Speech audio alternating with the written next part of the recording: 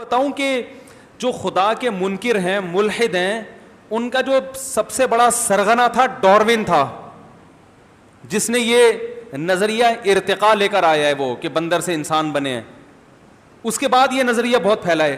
وہ خود خدا کا منکر نہیں تھا.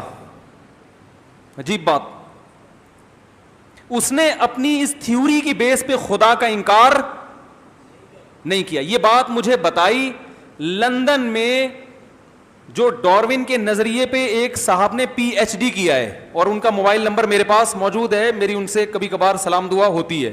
انہوں نے مجھے یہ بات بتائی، ڈاروین کو تو ہم سے زیادہ پڑھا ہے نا، انہوں نے پی ایچ ڈی کیا ہوا ہے، کہ ڈاروین خود خدا کا انکار نہیں کرتا تھا. ڈاروین نے بعد میں خدا کا انکار کیا اس تھیوری کی بیس پہ نہیں، بلکہ ڈاروین کے ساتھ حالات دنیا میں ایسے آئے کہ اس نے ضد میں انکار کیا خدا کا، کہ وہ خدا میری سنتا نہیں ہے اس لیے میں نہیں مان رہا، ضد میں، اس تھیوری کی بیس پہ نہیں. سوال پیدا ہوتا ہے پھر یہ تھیوری کیوں پیش کی اس نے؟ اس تھیوری کی تو بیس ہی یہی کہ خدا کو نہیں مانو. تو یاد رکھو، یہ ہماری یونیورسٹیوں میں تھیوری پوری نہیں پڑھائی جاتی. یہ تھیوری یہ نہیں ہے کہ انسان ایسے وجود میں آیا ہے اور خود سے بنا ہے. یہ تھیوری کی بیس یہ ہے کہ اگر یہ فرض کر لیا جائے کہ اس کائنات کو کسی نے نہیں بنایا اور یہ خود سے بنی ہے، تو پھر یہ فرض کر لیا جائے تو خود سے بنی ہے، تو خود سے بنی ہے، تو اس کے لیے یہ جو نظریہ ہے یہ عقل کے سب سے زیادہ قریب ہے کہ یہ فرض کر لیا جائے.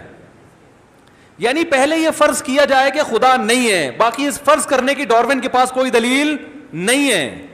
اسی وجہ سے ڈاروین نے اپنی تھیوری کی بیس پہ بھی خدا کا انکار نہیں کیا، کیونکہ وہ خود اس کا معترف تھا کہ اگر ہم فرض کر لیتے ہیں کہ نہیں ہے تو پھر یہ والی تھیوری ٹھیک ہوگی. باقی وہ خود مانتا تھا کہ یہ فرض کرنا آسان نہیں ہے، کہ کیسے ممکن ہے کہ خدا نہ ہو. اور ہمارے ہاں جو ڈاروین کی نظریے کی پرچار کرنے والے لوگ ہیں، وہ ڈاروین سے 4 ہاتھ آگے ہیں. اس کو کہتے ہیں مدعی سست اور گواہ چست. بعض دفعہ دلال جو ہے نا، وہ اصل مالک سے زیادہ اس چیز کے بیچنے کا حریص ہوتا ہے. ایک آدمی سے گدھا نہیں بک رہا تھا اپنا.